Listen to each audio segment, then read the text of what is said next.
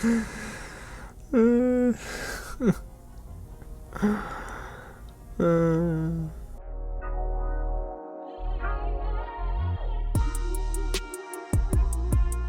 going on, you guys? James here with another real review, and today I'm talking all about the 2010 live-action movie, The Last Airbender. You might have heard of it. It's really awful. Now, before I get started talking about what I hated and what I really hated about this film, if it's your first time here at the channel, welcome to Real James. I love talking about movies, TV, and we review them, we react to them, and I bring you guys some news as well. So if you like everything you're hearing and seeing, go ahead and hit the big red button below, subscribe to the channel, and join the family, guys. We're this close to 2,000 subscribers, and I'm so excited to just be on this journey with you all. Go ahead and tap on that bell as well so you don't miss out on anything new. And guys, let me know what you thought of this film. Some of you have already given me some hints as to what to expect, but nothing prepared me for what I just finished watching.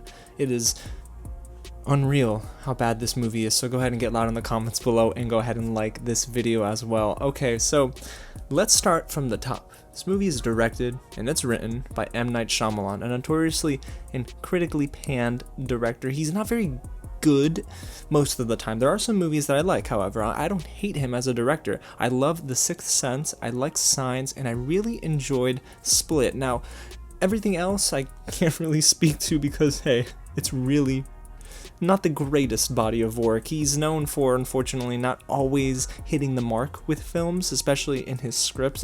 There's a ton of issues everywhere. But leading up to The Last Airbender, he had done The Happening and Lady in the Water. Both of those movies are just terrible. I will admit, I liked The Happening when I first saw it, and then I saw it again, and I thought, wait a second, oh boy, maybe I don't like it so much.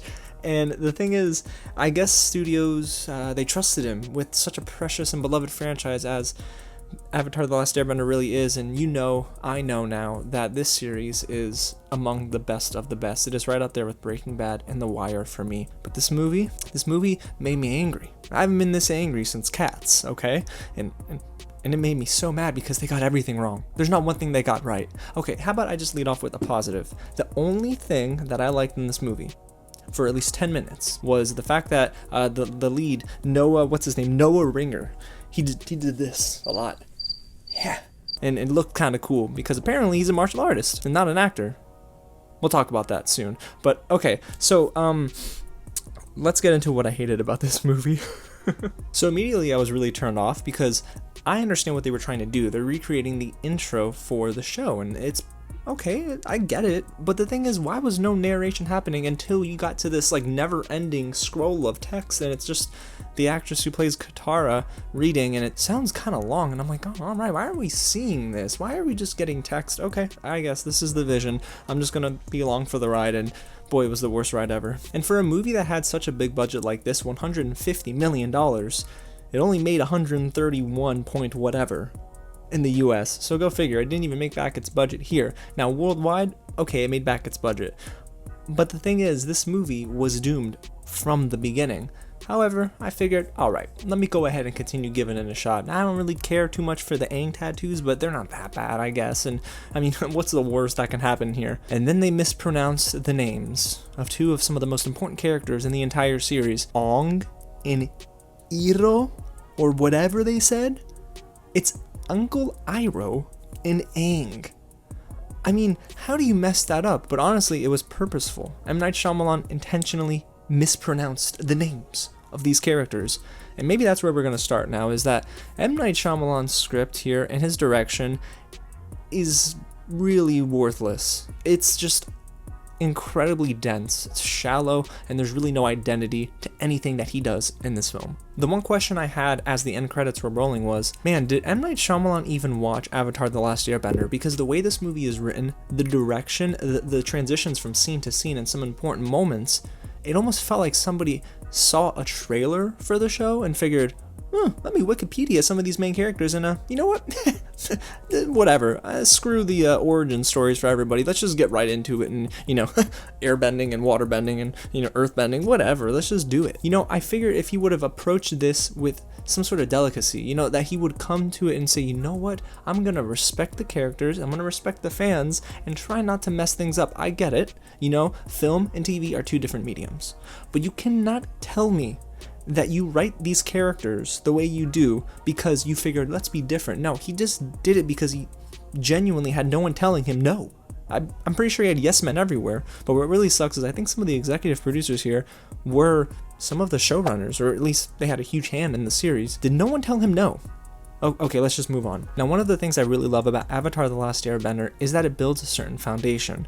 But the thing is, from the first act, it was all expositional dialogue. I don't want to hear it. I want to see it. Why are you telling me what's happening? I don't care about that. And the way they do it is so unemphatic, and it's just not fun. That's the thing. It's just boring. I don't want to hear someone talk about this, and especially if the actor is awful, I want to see it. I'd rather see explosions and everything than witness them act. And then M. Night just really wants to pack everything together in one go. He's rushing the entire time, and he's trying to put so many important moments and sequences into just one scene.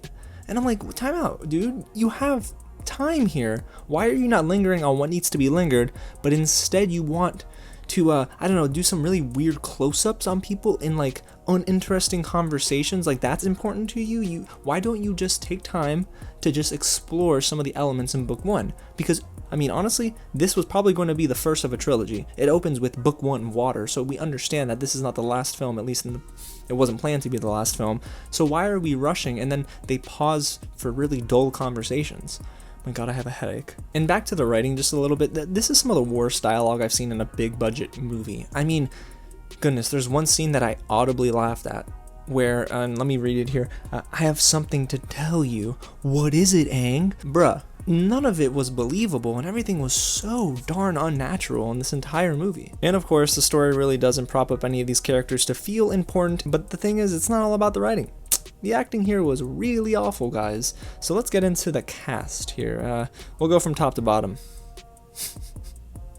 The casting for every single character was totally off. It almost feels like they thought, if you can do a cool little martial arts move, you're the Avatar. No, you have to get an actor that can really emote like him, right? Like, there needs to be emotion from the heart. This character needs to have a soul, and they need to act. You can get a stunt double for all the other martial arts stuff, but why did you cast someone who just knows how to do martial arts? Why not cast somebody who can actually deliver important lines of dialogue? Well, that was not Noah Ringer, so we're gonna start there. Noah Ringer, he plays Aang, or Ong, sorry.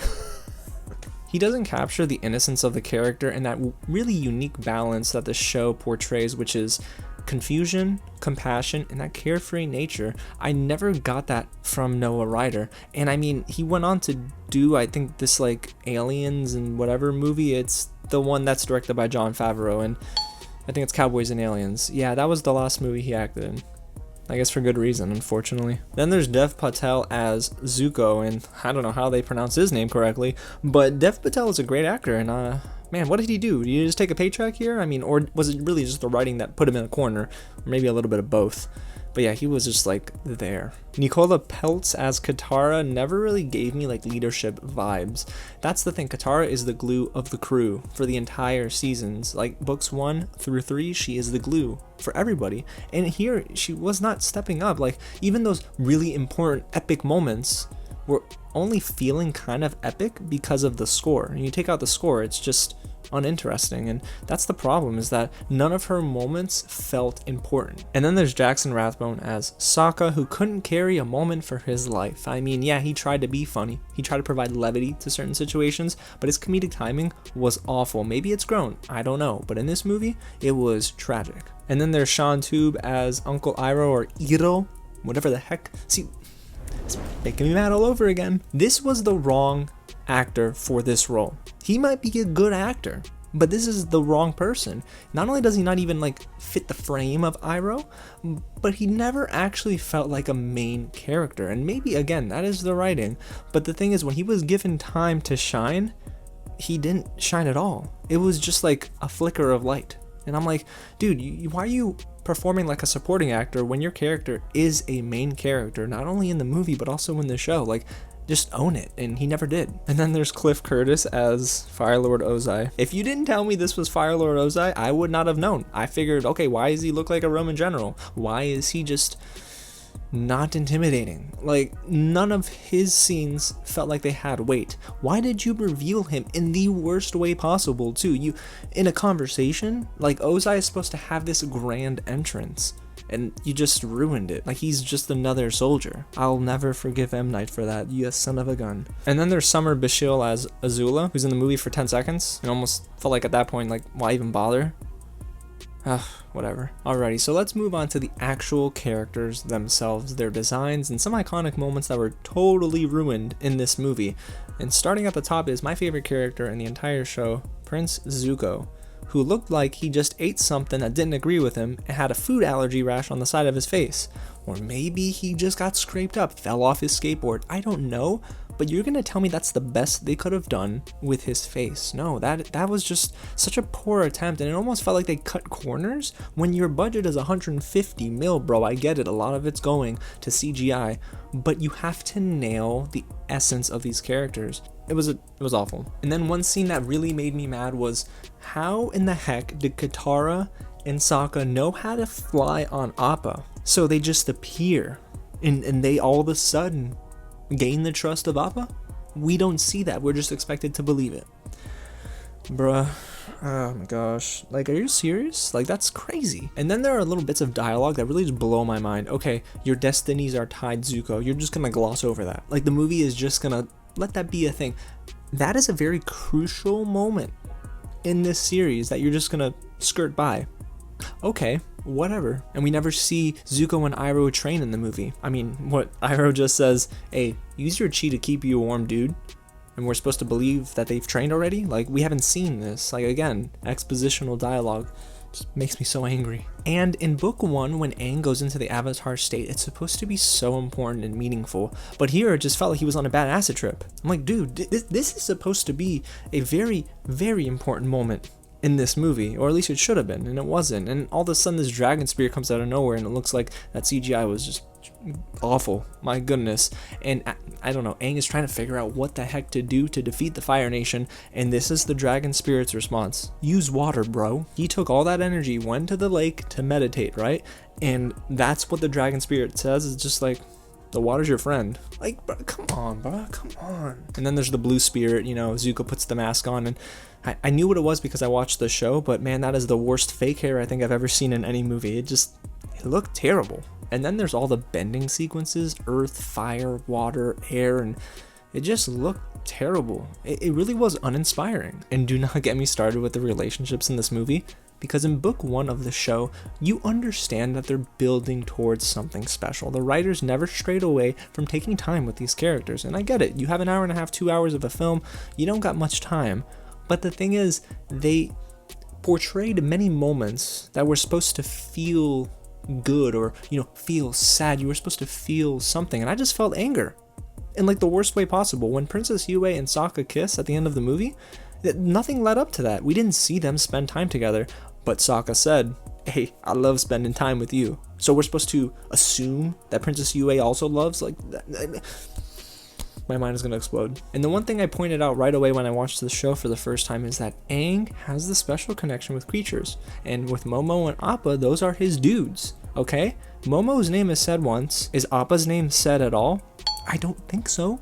And also, why is Aang not really spending time with these creatures? These are his friends, right? I never see him smile once. I think we saw him smile one time in the show, or in the movie, excuse me. One time? Dude, Aang was smiling a ton. Aang is a kid. Like, he has a carefree spirit. There's serious things happening, but he's the one to keep that childish ambition. And I never felt that. And I love Aang and the gang, but Katara, Sokka, and Aang have zero relationship.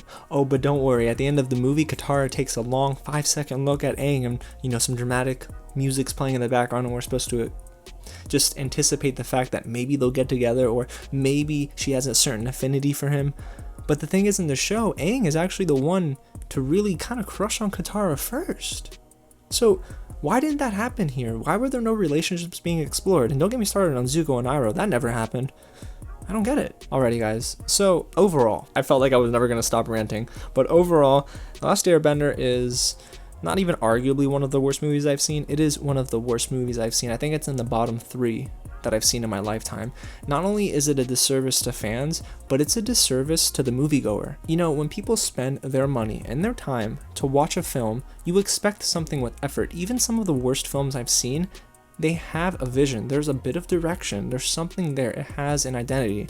But The Last Airbender has nothing going for it. Some shows really should just never be adapted into a movie, and this is probably one of those shows. Unless it can be done properly and there's some care involved, I don't want somebody in the director's chair that really cares zero about the original source material. I never bought any of the big moments. The characters were terrible, the casting was awful, the writing is just atrocious, the direction is directionless, and what was once a precious show, and it still is a precious show, was put through the grinder, and the end result is a terrible carbon copy that has zero motivation, ambition, and vision.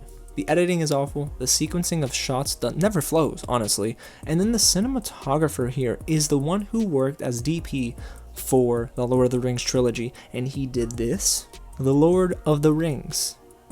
And this is the result for The Last Airbender. What was such a beautiful premise, right? Like, you had the Earth Kingdom, you had the air temples, you had such amazing landscape potential here, because in the show it looks beautifully animated, and on film it should have been. They should have went and scouted some of these awesome locations, but you can shoot on location all you want, but it was just so uninspiring. This film literally has zero reason to exist, but the thing is, it did provide something for me. The worst experience I might have ever had watching a movie in my life. I cannot tell you how excited I am to never ever watch this movie again, but you guys, there you have it. That's my review of The Last Airbender, the live action movie, which is a total abomination and probably should just be stored away forever. I mean, I'm glad it's on Netflix so I could watch it and review it, but no, just, if you can, just skip it, dude. Just skip it. You're probably wondering, what am I rating this movie? It's a 0.5 star out of 5, only because I can't do 0 on Letterboxd, but whatever.